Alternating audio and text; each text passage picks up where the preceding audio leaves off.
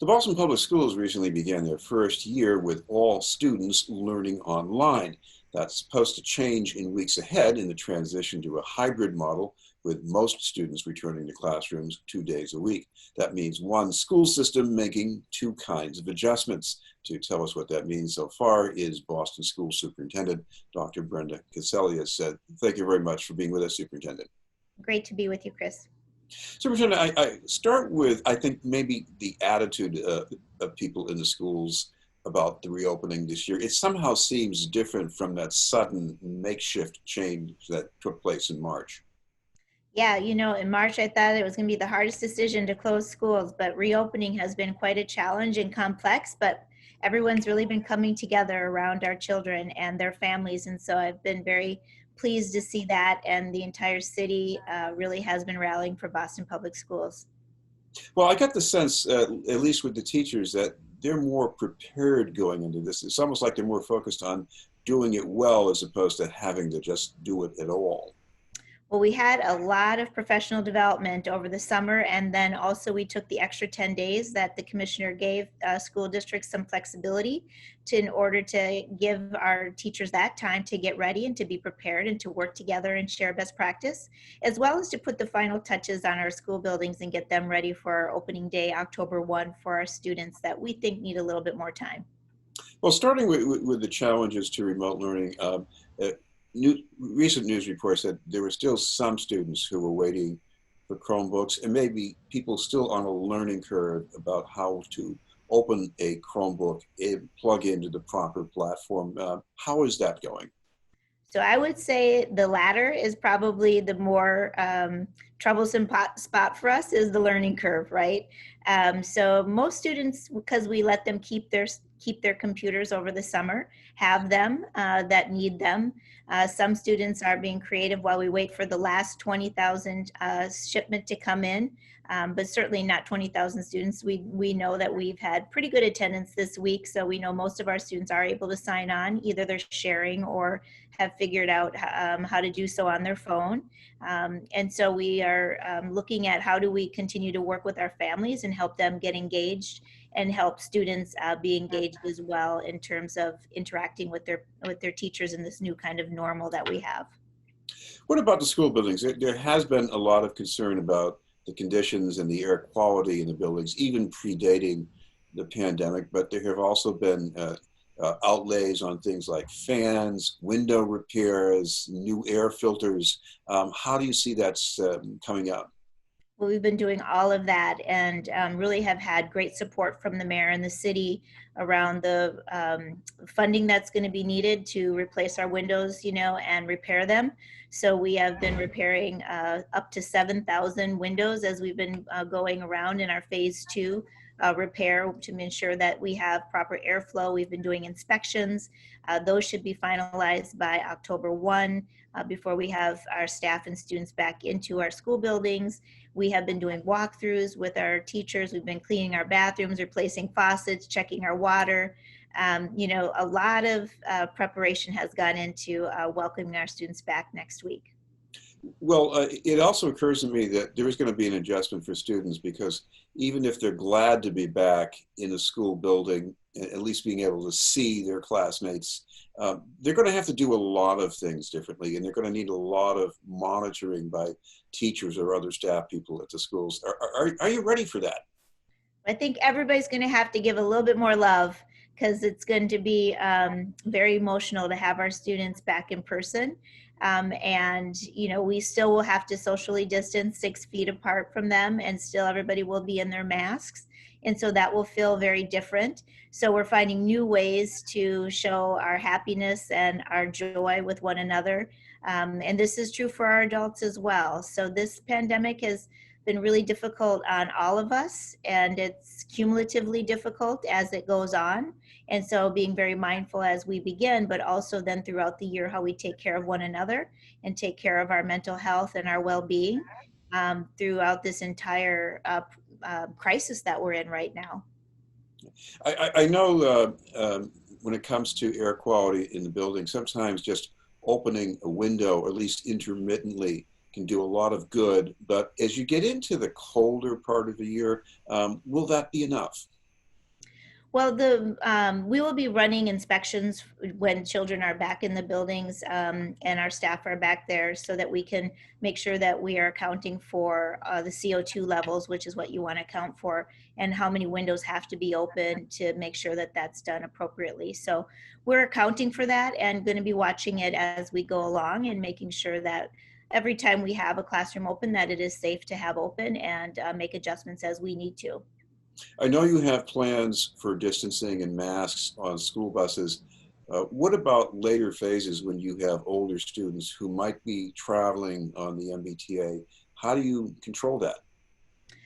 Well, we are working closely with the MBTA on their protocols. They are requiring masks, and they are doing their best to do social distancing. And then we have requirements when you enter the building that you are putting hand sanitizer on or washing your hands, and children have to have their masks on when they come in. And of course, we'll have our health protocols with our nurse already, so that if students aren't feeling well, that we run them through a series of questionnaires to check their health and make sure that they're okay, and they're doing well. So that's the best we can do, and continue to watch the health and wellness of our children. Teachers are pretty in tune with when a child isn't feeling well already, and we're asking parents to be really good partners with us, in terms of not sending children to school if they're not feeling well. What about the other mission of the schools here, which is not just about learning? You have children who depend on the school system for meals, even on days when they're not going to be in the school buildings. How is that going to look this year? Well, we are so thrilled and grateful for our food and nutrition staff and our city partners, and what we've been able to accomplish since we closed our doors on March 17th. And we have served now, as of 2 days ago, 2 million meals out. And it's just so important. And then we've also been able to issue and continue to advocate for the PEBT cards, which provides to our families the opportunity to use their cards and groceries. And so this also is helping with food access and food security, and really super important. So we have this up on our website at bostonpublicschools.org/reopening. You can see our food sites there now, where parents can come up and get up to 5 meals for their family if they're in remote. And then we'll continue to do our feeding on campus as well for the kids who are in person. Well, with a hybrid model, for most students, that's going to mean being in school buildings 2 days a week until things get better with the epidemic, maybe. But what about the students with higher needs for in-person learning? I know you've been hearing about that for a while, and you've been giving it some thought. What is that going to be like? So some of those students their parents have had the opportunity through a survey the past couple of weeks to tell us if they'd like them to come more days than just 2 days. And we have them coming up to 4 days, because we do still want to clean on Wednesdays between the group A and group B. And so students will be able to come who have higher needs, and parents have expressed an interest in that. And it will meet their educational and social emotional well-being needs, and health and safety needs for them to do so. Um, what about the survey results? Because one of the things that you were trying to determine was how many parents wanted the hybrid model, how many wanted all remote.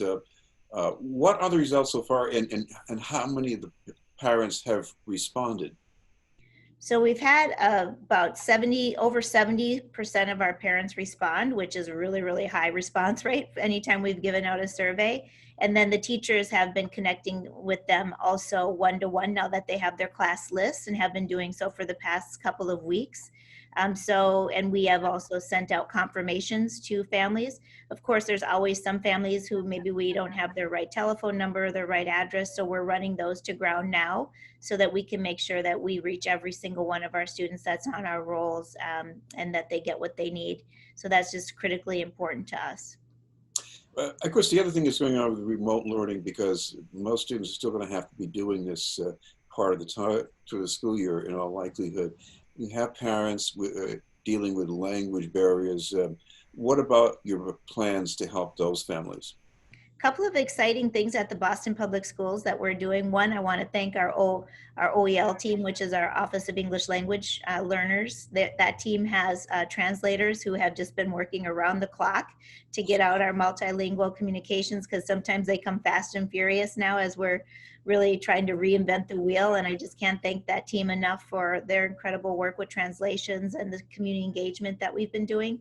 But as we move forward, we have a new tool called Talking Points, which allows me as an English speaker to send a text message to, say, a parent who's asking me a question in Spanish.